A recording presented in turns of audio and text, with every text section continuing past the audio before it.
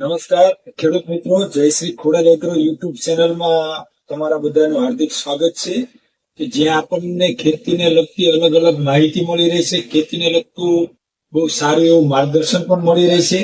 તો આજે આપણે ખાસ એક વાત કરવાના છે. જો કે આ વિડીયોને અંત સુધી જોઈજો અને બને ત્યાં સુધી વધારેમાં વધારે શેર કરજો. તો આજે આપણે વાત કરવાની છે અનમોલ ઝીંક. ઝીંક તો ઘણી પ્રકારના આવે, પણ આ અલગ જ છે.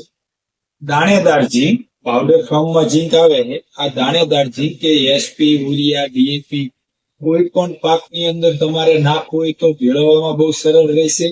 એહારતું પણ નથી. અને ખાસ કરીને આની અંદર 5 કન્ટેન્ટ આપણને કંપની આપે છે: કેરસ, મેગ્નેશિયમ, બોરોન, ઝીંક. આવા 5 કન્ટેન્ટ થી ભરેલું અને એકરે માત્ર ને માત્ર 5 કિલોનું જ માપ. એટલે ખર્ચો ગણવા જાય તો એકરે 300 રૂપિયાનો જ ખર્ચો. કપાસ પીળો પડી ગયો હોય, નીચેથી પાન પણ ખરતા હોય, ગ્રોથ ન થતો હોય, હાલ આવીને ખરી જતો હોય, આ બધી જ વસ્તુમાં એક્સિલેન્ટ રિઝલ્ટ આપણે કહીએ કઈ ને તો આ ઝીંક આપણને આપે. અને કદાચ કોઈને ખાતર ન નાખવાનું હોય, વાવવાનું ન હોય, તો આ જ વસ્તુ આપણે પાવડર ફોર્મમાં આવે છે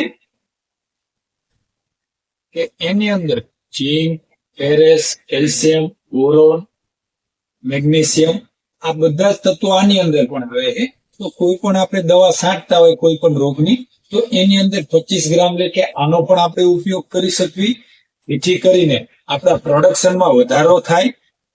અને બીજું કે કદાચ આ વરસાદને લઈને ઘણા બધા કપાસ પીળા પીળા છે, પાન નીચેના ખરી ગયેલા છે, તો એ બધા પ્રશ્ન વાળા તો ખાસ કે ખાતર વાવવાનું થાય ત્યારે કોઈ સારી એવી કંપનીનું ઝીંક પણ દાણેદાર હોવું જોઈએ.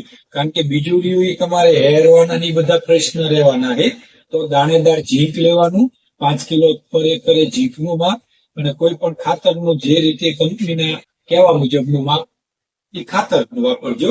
બીજું કે કોઈ પણ માહિતી જોતી હોય ખેતીને લગતી, તો અમારા વિડીયોની અંદર તમે કોમેન્ટમાં પણ લખી શકશો, છતાં મને ફોન પણ કરી શકશો. બસ, આભાર. જય જવાન, જય કિસાન.